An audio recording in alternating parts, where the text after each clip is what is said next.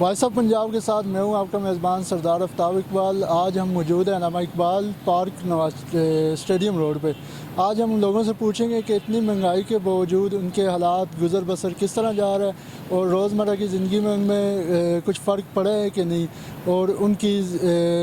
روزمرہ کے جو معاملات میں ان میں کیا چینجز آئی ہیں پہلے کے دور حکومت میں اور موجودہ جو پی ڈی ایم کا دور ہے اس کے حوالے سے آج ان سے بات کریں گے۔ جی ذیشان صاحب، جو پہلے عمران خان صاحب کا دور جو گزرا اب پی ڈی ایم کا دور ہے، تو موجودہ حکومت میں ریٹس میں بھی بہت چینجنگ آئی ہے، تو آپ کیا کہنا چاہیں گے کہ آپ کا حالات جو گزر بسر ہے اس میں کوئی تبدیلی آئی ہے؟ گزر بسر میں تو زمین آسمان کا فرق آ گیا اب تو۔ جیسا کہ پہلے جو چیزیں تھیں،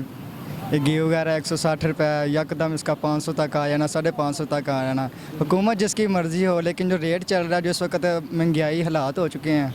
یہ سمجھ سے باہر کر دیا انہوں نے۔ روزگار میں کچھ فرق پڑا ہے جو موجودہ حکومت آئی ہے؟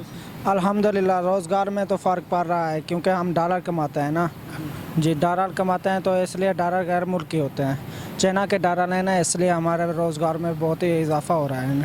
نے کام اچھا نہیں کیا ہے، ہم ادھر سے ٹانگ مارچ کرتے کرتے کراچی سے آئے ہو کہ مہنگائی ختم کریں گے، اور آپ نے جو اشر کیا ہے عوام غریب عوام کا، آپ سب کا انجام نشان عبرت ہوگا۔ ابھی بھی آپ توبہ کر لیں، کیونکہ صدارتی نظام ابھی آئے گا، اور الیکشن کو ہم کنڈم کرتے ہیں، کوئی الیکشن نہیں ہوگا، سلیکشن ہوگی۔ کہ جو یہ زرداری اور یہ نواز شریف یہ کہہ رہے تھے زرداری کو کہ تیرا کھایا ہوا مال تیرے پیٹ چیک کر کے نکالیں گے، ابھی تم دونوں بھائی بھائی بنے ہوئے ہو، آپ اللہ کے حکم سے، نبی کے فرمان سے آپ نشان عبرت بنیں گے۔ ابھی بھی آپ کو موقع دیتا ہوں، اور یہ میری پیشن گوئی سن لو، جب نواز شریف نے ہم نے اس کو نکالا تھا جمعرات والے دن، 4 آدمی میں سید خالد حمدانی، جمیل امان اور ندیم اور ایک باور سکندر شاہ صاحب کا پوتا محسن ناظمی، میں نے 7 پھیرے لگا کے میں نے کہا تھا کیا نواز شریف نے تختہ نہ تختہ دار، تو اس لیے سرداری